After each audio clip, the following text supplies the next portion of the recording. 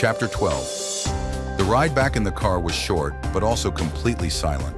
When they arrived home, Annie was the first to speak. "Let's sit down in the living room and talk," she said. They sat down quickly and looked at Arnold. "I don't know where to start," said Arnold. "Start at the beginning," Annie said. "How did you meet Lujan?" "And why did you think she was dead?" interrupted Jeremy. Jane stood up and faced her father. "I only want to know one thing," she said fiercely. "Is Miguel Angel my brother or not?" That question took them all by surprise, and there was a long silence in the room. Finally, Arnold tried to clear his throat. "Let me start at the beginning and I will answer all your questions. Please sit down, Jane, and be patient. I met Lujan at the American school when I was here in Paraguay almost 20 years ago," Arnold begins. He told his family about falling in love with Lujan and about her boyfriend, Wenceslao Benegas, whom she did not like at all. But he was a big brute, and everyone left Lujan alone until Arnold showed up. "I did not realize that Lujan was taken and asked her to go to the mall with him on his first day at school." "You certainly weren't a shy kid," Jeremy said. "I would never invite a girl on a date on the first day I met her." "Well, I was 18, not 12, but the truth is, I couldn't help myself," Arnold said, smiling. "I was smitten by her, and I just blurted it out. I was horrified that she might say no." "But she didn't," said Jane. "Was she just trying to get away from that brute, or did she like you?" "It was probably a bit of both," said Arnold truthfully. "I didn't realize that I was in deep trouble with this guy." "Is he the guy that came after me today, Dad?" Jeremy said. Annie and Jane were immediately concerned. "What happened? Who came after you?" Annie said. "You tell this part, son," said Arnold. "He saw somebody following you two when he looked out the window of Jane's room." "What were you doing in my room?" Jane demanded. "Not now, dear," Annie said. "Let him tell his story." So Jeremy told them about the strange lady that followed them to the mall that turned out to be Miguel Angel's mother and the two men that he followed into the church. The lady also didn't want to be seen by them either and disappeared into the church. Then he showed them the pictures, and they all listened to the conversation that he recorded. "Is Alicia Benegas from my school the daughter of this big brute guy?" Jane asked. "Wenceslao Benegas," Arnold said. "They have the same last name. It could be." "Well, that would make sense," Jane said. "I could tell you a story about her." "What do you mean?" Annie said. "I didn't tell you the whole story of what really happened down at the lake," Jane said. "Alicia pushed me off the boardwalk into the lake on purpose. Then she took her time to get help. It was obvious that she was jealous because I was talking to Miguel Angel alone. She told him that his dad wanted to talk to him, and then she pretended to be nice to me and knocked me into the freezing cold water." "Why didn't you tell me this before?" Annie said. "I would like to give that girl a piece of my mind." "No, Mom," said Jane. "It's all right, really. Besides, that was when I realized that Miguel Angel and Alicia weren't together. Why else would she be so jealous?" "Good point," Arnold said. "Maybe it was a bit like Wenceslao and Lujan, but in reverse." He chuckled. "Things never change." "Go back to your story, Dad," Jeremy said. "I want to hear the rest of it." But the phone rang and Arnold stood up to answer it. "Hello," he said, and then silent for a long moment.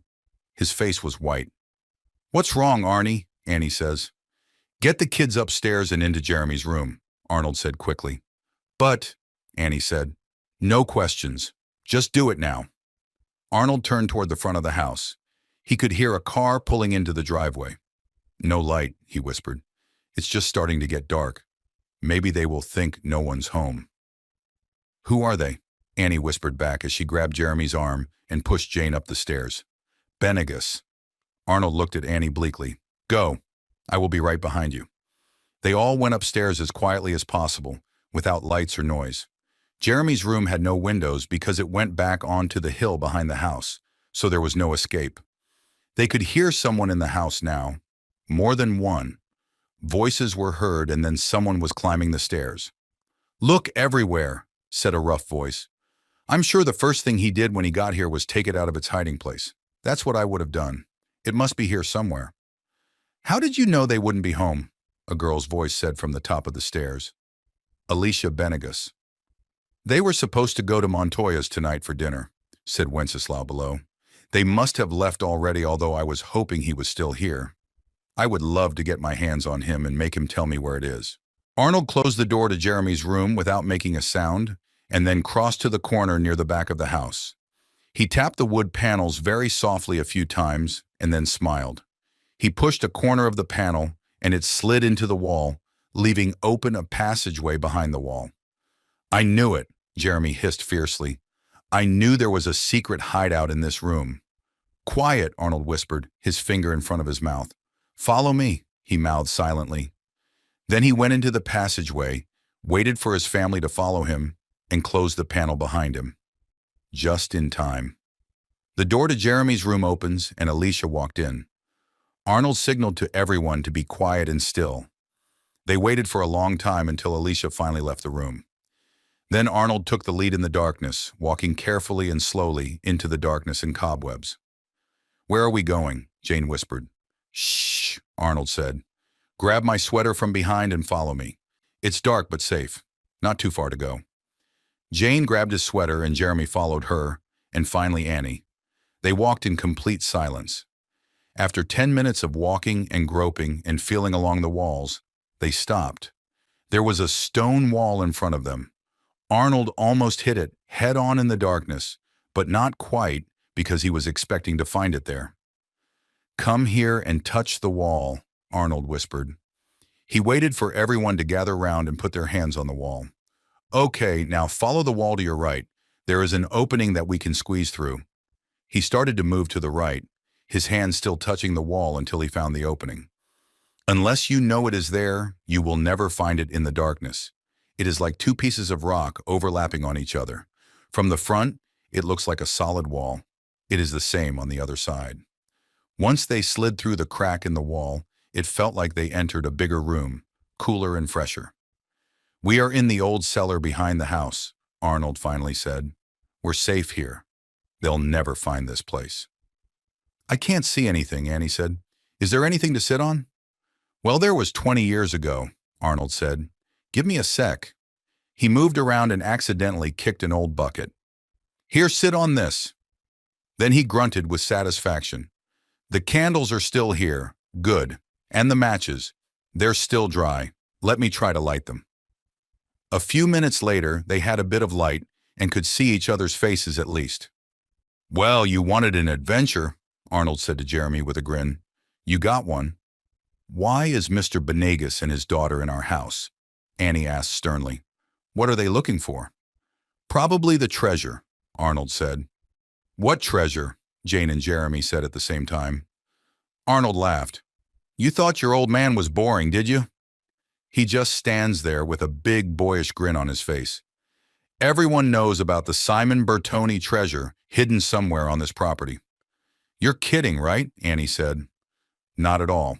But they will never find it," Arnold said, "because Lujan and I already found it.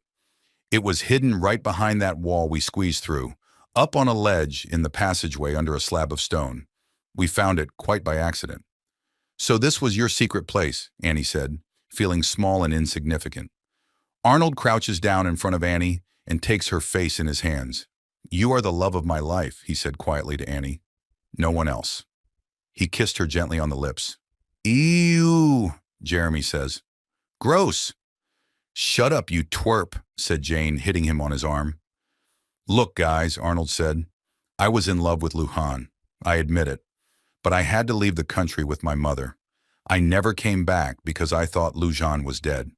Someone reported that her whole family had been killed in the fighting before they could leave the country. Obviously, it wasn't entirely true." Then he looked at Annie in the candlelight. "Then I met your mother and fell in love again. She was the best thing that ever happened to me, and she gave me 2 beautiful kids." He looked at Jane and Jeremy. "I have been happy for these past 20 years, and I am not about to change that for the world." He looked down at Annie. "But yes, it was an adventure. It was dangerous and exciting, and I was young and in love. I don't know what would have happened if I had stayed, but I didn't, and I'm glad I didn't. I would never have met you." Annie looked at Arnold for a long moment. Then she says, "What happened to the treasure? We could use the money." She smiled mischievously. Arnold breathed a sigh of relief. Annie was back to her old self. We used the money to set up the Simon Bertoni Foundation, which promotes democracy and education in Paraguay. Then why are they still looking for it?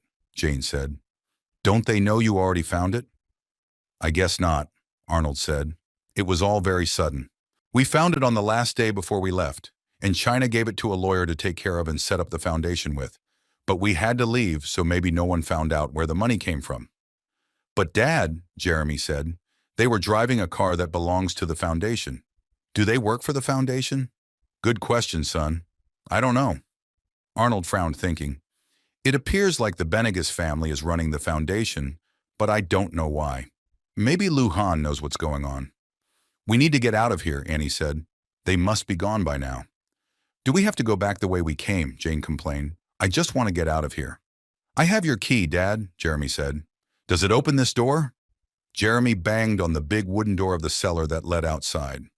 How did you get my key? Arnold said. I gave it to Lujan before I left. It wasn't that hard to find, Jeremy said, smiling. We found it in your room in a secret compartment in the floor under the carpet where your bed was supposed to be. You accomplished all of that on your first day in the house, Arnold said. Amazing. I wonder how the key got there in the first place. And don't forget the diary, Jeremy said. Yeah, the diary is interesting reading, Jane added. It belongs to Lujan. You shouldn't be reading someone else's diary, Jane, said Annie. It may have some private stuff in there. It was mostly all about a treasure, not boys, Jane says. We'll give it back to Lujan tonight, Arnold said. That is, if we ever get out of here. He looked at Jeremy. Where's that key, son? A few minutes later, they were breathing fresh, night air in the little stand of trees behind the house. The moon is full, so they can see the path that led back to the house. Let's be careful and make sure that they're gone, Arnold said. Wait here for a minute and I'll take a look around. 10 minutes later, they were back in their house and wondering what to do. Should we call the police, Arnie? I don't know, Arnold said. I don't think anything was taken, and we don't really have any proof that they were in our house. All we heard were voices, so we can't positively identify them. That's crazy, Jane said. We know who they were. Knowing and proving are two different things, Arnold said, especially in a country like this where the Benegas family still has power. Well, I, for one, would still like to go to dinner with Miguel Angel's family, Annie said. They might be able to help us. Dad, Jeremy said, who was that on the phone before all this happened? It was Lujan warning me that Wenceslao was on his way, Arnold said. She didn't get a chance to tell me how she knew. He's dangerous, Annie said. He kept saying that he wanted to get his hands on you. What are we going to do about him? I don't know, Arnold said. Let's clean up and get ready to go.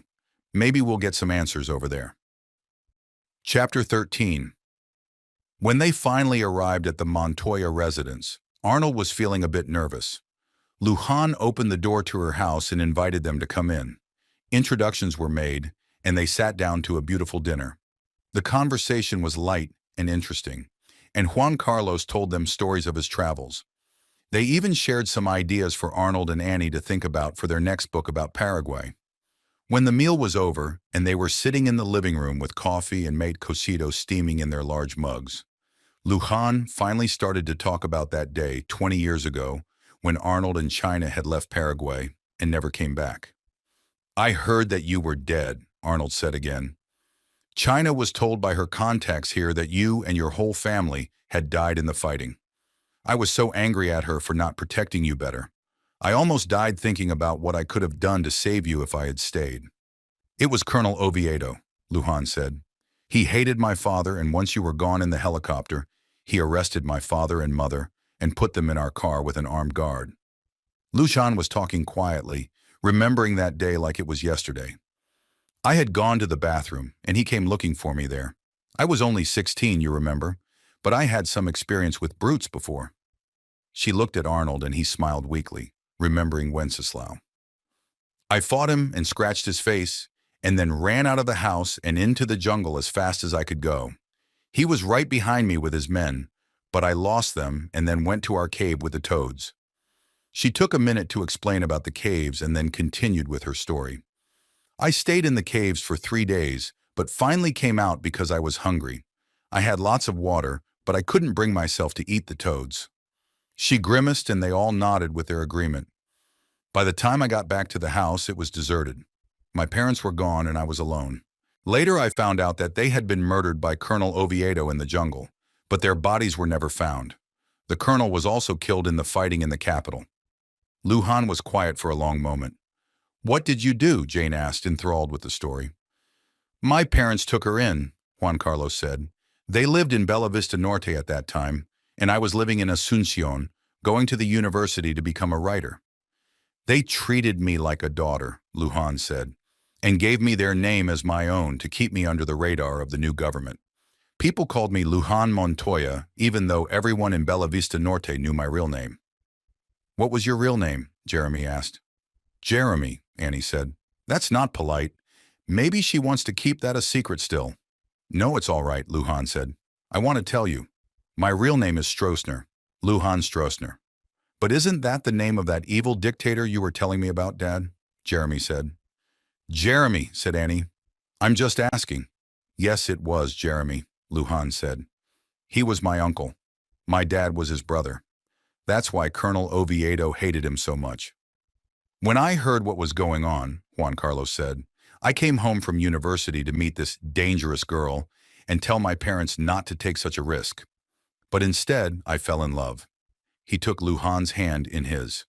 "It took almost 4 years more, but I finally won her hand in marriage, and we have been happy ever since." "The numbers don't add up," said Miguel Angel, confused.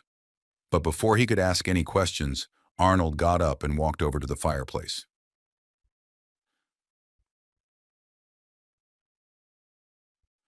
"I'm curious about the Simon Bertoni Foundation," Arnold said. "Why is it being run by the Benegas family?" "What a mess," Lujan said. "Do you remember the lawyer that your mother gave the money to? He was killed in the fighting, and his wife was given the job of setting up the foundation. She was still quite young, and Wenceslao decided to gain control of the foundation by marrying her. It took him a couple of years, but he did it, and by the time Maria found out what kind of person he was, it was too late." "Maria," Annie says. "Yes, she is the one who warned me that Wenceslao was on his way to your house," Lujan said. "I called you right away." "And just in time," Arnold said. Then he told them what had happened at their house that evening, and that led to other questions and other stories until everyone is caught up to speed. "Although we are still worried about one thing," Arnold said. "Wenceslao Benegas. What do we do about him?" "He's dangerous," Annie added. "Yes, he is," Juan Carlos said. "His family is still powerful here in Paraguay. You need to be careful. But I don't understand why he is still looking for the treasure if he knows that it was used to set up the foundation," Jeremy said. "I can answer that," Miguel Angel said. "Alicia told me that there was very little money in the foundation accounts when he married Maria, and that he believes the bulk of the treasure was hidden again somewhere on the property." "Where did the money go?" Jane asked. Everyone looked at Lujan, but she didn't say anything. Then she sighed deeply. "I guess it's time to tell you something that I've kept secret all these years," Lujan said, looking around at them. "When I saw that Wenceslao was courting Maria, I realized right away what he was up to. He knew that Arnold and I had found the treasure, I don't know how, and that China had given it to her lawyer. So I went to Maria and talked to her about it. She liked Wenceslao and didn't believe me, but I convinced her to keep only a small portion of the money in the account and hide the rest, just in case." She paused, smiling. "Wenceslao was furious when he finally married Maria and found out, but it was too late. He now had control of the foundation, but there was no money in the accounts." "Why didn't Maria just tell him where the rest of the money was?" Annie said. "Yes, she finally gave in and told him where she had hidden it," Lujan said with a twinkle in her eyes. "And," Juan Carlos, her husband, said. He looks around at the others. "Even I don't know what she's talking about. What happened to the money?" Lujan said nothing for a long moment and then decided. "I have never told anyone this before, and I am a little bit ashamed of myself because I broke the law." "What is it, Mother?" Miguel Angel said. "What did you do?" "Well, when Maria agreed to hide the rest of the money, she also agreed to tell one other person where she was going to hide it, and that person was me. After all, I was one of the people who found the treasure in the first place, and she knew that I loved Arnold." "So, you broke into her house when she was away and stole the money from her," Arnold said quietly. Lujan was surprised. How did you know? It's what I would have done, Arnold said simply. Smart, but illegal, Juan Carlos said. If Benegas ever finds out, he will come after you as well. He will be furious. So we don't tell him, Annie said. Ever. Where did you hide the money? Jane asked. Do you still have it? I put it back where we found it, Lujan started to say. Under the slab of stone on the ledge behind the wall in the cold cellar at the back of the property, Arnold finished. Like I said, smart. Then I hid the key and my diary in your secret compartment under your bed, under the carpet. But who was living in the house at the time? Jane asked. They were, Lujan said. The only real benefit that Wenceslao ever got from the treasure was the use of that beautiful old house. She laughed delightedly. He hated living here because it reminded him constantly of you. She looks at Arnold. He never went into your old room and used it as a storage room for years. It was the best place I could think of to hide the key. They still must have found the old cellar and got the door open somehow, Arnold said. They would have checked everywhere. Unless you knew exactly where to look, it was very unlikely they would ever find it, Lujan said, smiling. Apparently, they're still looking. So why did they invite us to come to Paraguay and write a book and live in the house? Annie asked. I can only guess, Lujan said, but I think he was trying to get you back here so that you could find the treasure for him. That's not going to happen, Arnold said quietly, but I still don't know what to do about him. I do, Miguel Angel said. Everyone turns to look at him. He looked embarrassed. It's simple, really, he said. Just expose him. Write your book about him and the foundation and what he is trying to do, and the whole story up to today. He paused. You're back now and you're living in the house. They had to move out and live in an apartment downtown, and they don't have any money left. This is his last shot to get his hands on the treasure. Still, his family, Juan Carlos said. His family has practically disowned him, Miguel Angel said. That's why he is broke. They are all sick and tired of him and his talk about the treasure. Alicia told me the whole story. He has no more power anymore. Even if he tries to sue us in court for defamation of character, Arnold said, it's still his word against ours. Yes, but you live in the house, and you have the treasure, Juan Carlos said. You can just open up another foundation with another bank account, and nobody can touch the money except you. Arnold looked at Annie. It might work, Arnie, she said. It's worth a try. But that might just make him angry, Arnold said, looking at Lujan and then Juan Carlos. What if he decides to come after me or my family? He broke into our house tonight, and he almost ran down my son this afternoon with his car. He's dangerous. I've been thinking about that, Juan Carlos said. I was planning to talk to you later about that, Arnie. But I will say it now. I think you need to press charges for both the attempted murder of your son and the breaking into your house. I agree, Lujan said quickly. It may be circumstantial evidence, but anyone who knows Benegas wouldn't be surprised, Juan Carlos said. Besides, I have a contact or two that may want to help us out with this. Wenceslao Benegas doesn't have many friends in this city, at least not anymore. Miguel Angel stood up and walked behind the sofa and thought out loud. We need to talk to his uncle. He's the head of the family now. If we tell him what Wenceslao tried to do to Jeremy today, it might get him to take some drastic action. He has a boy of his own, about his age. It's worth a try, Arnold said. I just don't want to put my family in any danger. Let me make a few phone calls, Juan Carlos said. Being famous has some benefits, you know. I know the son of the Attorney General, Miguel Angel said. He goes to my school. Maybe I can talk to him. How will that help? Jane asked. Miguel Angel smiled brightly. Maybe we don't have to press charges. Maybe we just have to threaten to press charges and suggest that we might go to the media and expose him and the whole family. Good thinking, son, Juan Carlos said. The Attorney General might be able to persuade the Benegas family to send Wenceslao to Argentina to take care of their business there permanently instead of facing potential charges and embarrassment for the family here in Paraguay. So what you're saying is, Jeremy said, that I'm the hero here because I recorded his threats, then let him try to kill me, and made sure that it all got videotaped and put on TV? Oh, Jeremy, Annie said, and they all laughed. Chapter 14. Asuncion is beautiful in the fall, and the lights in the garden of the Montoya house along with the moonlight and the stars created a perfect night. Lujan thought that it was the best moment to reveal the last secret, but it was Miguel Angel who spoke first. Many years ago, my mother gave me this arrowhead necklace. She said that somebody very important in her life had given it to her for protection. He took the arrowhead necklace off and handed it over to Arnold. "Thank you for trying to protect my mother." "I didn't do such a great job in the end," Arnold said, overwhelmed with emotion. "She mostly took care of herself." Lujan took a deep breath and then said quietly, "You didn't realize it at the time, but you were really trying to protect two people." "What do you mean?" Arnold said. Lujan looks straight at Arnold and smiles. 3 months after I moved into the Montoya house, I found out that I was pregnant. Everyone held their breath. "Miguel Angel knows that Juan Carlos is not his biological father," Lujan said, "but I have never told him much about his real father." She paused. "Arnold, this is your son." Tears are in her eyes as she looks from Arnold to Miguel Angel and back again. Jane gasped, then stood up and ran back into the house. Annie started to follow her, but Miguel Angel interrupted her. "No, I'll go and talk to her. Let me do it." He stood up and Arnold quickly stood up too. "Son," Arnold said. "Let's just stick with first names for now," Miguel Angel said. "Give it time to sink in a bit." He didn't look at Arnold nor his father, Juan Carlos. He walked quickly after Jane.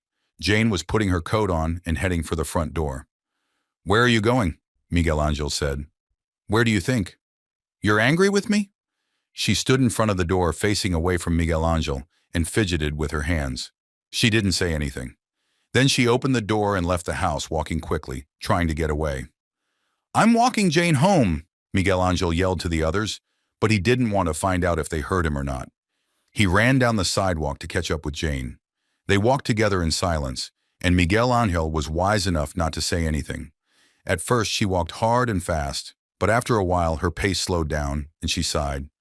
"I guess it was too good to be true," she said finally. "Yes, it was." She turned to him in surprise. "You wanted this too." "Of course," Miguel Angel said. "I've never felt this way about a girl before, and I like it." He paused. "I like you. A lot. I still do." "Well, it's a bit complicated now, isn't it?" "Just a bit." They walked along together quietly for a while. "I wonder what my mom is going to do," Miguel Angel said finally. "What do you mean?" "Well, she's obviously still in love with your dad." "Obviously. But she loves my dad, too." He stumbled over something on the street and then recovered himself. "Well, I mean my other dad." Then he laughed. "You know what I mean." "Yeah, it's complicated." They were quiet for a long moment. "I think they will just have to learn how to be friends," Jane said. "I know my dad loves my mom, but he also has feelings for your mom." She looks at Miguel Angel. "I trust them, both. They'll work it all out and do the right thing." "I think you're right." Both are quiet for a moment. "We'll have to learn how to be friends too," Jane said. Her voice floats softly in the night air like the promise of spring. "I'd like that," Miguel Angel said. Then he grabbed her hand and they walked down the middle of the street together. Epilogue. China got ready for bed like she does every night, sitting in her armchair with a whiskey and a cigarette. It is one of her little secrets that she keeps from her family. One of many. Paraguay is a complicated mess even today. There was no way that she could ever go back again. If her family ever finds out the truth, they will never speak to her again. Beep! Her computer is telling her that she has another message. More photos from Jeremy. She got up from the armchair and sat down at her desk in front of her laptop. Her grandkids didn't even know she had a computer. They don't know a lot of things. In fact, her surveillance system is a state of art, and she keeps tabs on everyone that is important to her. She looked at the photos that Jeremy sent and the messages that came with them and surmised the rest. Things are going well. Miguel Angel is the key. He is the last of them, but he needs to be handled carefully. China looks out of her bedroom window into the darkness of the Chicago night, probing into the minds of her family in Paraguay. What would they do next? She took a long drag on her cigarette and then snuffed it out in the ashtray.